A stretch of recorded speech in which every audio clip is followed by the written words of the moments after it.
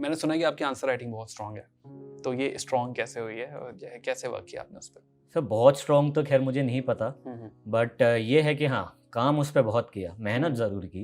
Okay. सो भिड़ते ही जब मैंने अपनी प्रिपरेशन खास करके सेकंड अटेम्प्ट के लिए, when it was July 2017, I was very clear कि आंसर राइटिंग तो भैया करनी ही है, कुछ भी हो जाए। तो भिड़ते ही मैंने डेली आंसर राइटिंग चालू किया। तो जो करंट अफेयर्स में पढ़ता था उनके बेसिस पे 3 क्वेश्चन रोज सॉल्व करता था, ताकि एटलीस्ट एक चालू तो हो, प्रोसेस चालू तो हो, समझ में तो आए कि किस तरीके से लिखना है। फिर उसके बाद I switched on to full 3 hour test. मुझे कभी भी वो वाला डर नहीं रहा।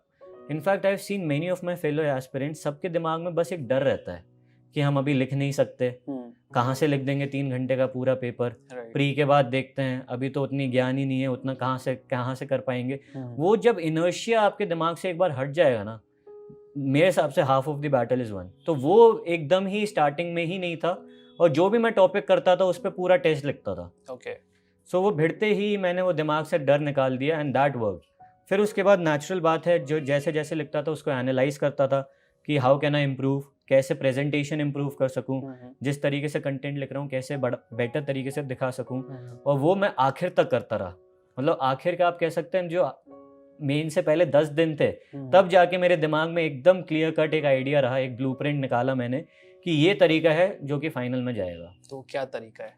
वो तरीका सर, जैसे मैंने मतलब कि कैसे इंट्रोडक्शन रहेगा, फिर सब हेडिंग से लिखेंगे, फ्लो चार्ट्स का अच्छे से यूज़ करेंगे। तो मेरे 2-3 सेट फ्लो डायग्राम्स थे जो मेरे हाथ में इतनी प्रैक्टिस से इनग्रेन हो चुके थे, सोचना भी नहीं पड़ता था कि अब कैसे डालूं फ्लो डायग्राम। स्कीमेटिक डायग्राम्स का यूज़, आइकन्स और इन सब के साथ थोड़ी बहुत मैंने अपनी डिज़ाइन की भी यूज़ किया वहाँ पे, है ना। और कंक्लूड किस तरीके से करना है, तो वो दिमाग में एक आइडिया आ गया और उसको प्रैक्टिस से इतना डेवलप कर लिया कि वही जाके फाइनल पेपर में पूरा आजमाया। सो अक्षत, एक बहुत ही कॉमन क्वेश्चन है कि जो है आंसर्स हम पैराग्राफ में लिखें या पॉइंट्स में लिखें, तो आपका क्या मानना है इसमें? तो मेरे हिसाब से पॉइंट्स में लिखना चाहिए, बिकॉज एग्जामिनर के पॉइंट ऑफ व्यू से आप एक बार सोचिए, पैराग्राफ पढ़ना to go through it is difficult for him, and he has to check so many copies.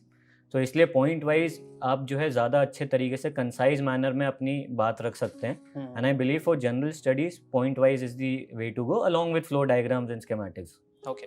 सो उसमें आप इंट्रोडक्शन कंक्लूजन देते थे और उसके बीच में पॉइंट्स देते थे? बिल्कुल, इंट्रोडक्शन तो ऑब्वियसली आपका 2-3 लाइन में हो जाएगा, एंड फिर उसके बाद जो भी आपको टॉप जो पार्ट्स एग्जामिनर ने पूछे हैं उनको एड्रेस करने के लिए सबसे पहले सब हेडिंग लिख दी। सो सपोज से आपको कोई इश्यूज बताने हैं रिलेटेड टू दैट, सो सब हेडिंग में लिखा इश्यूज।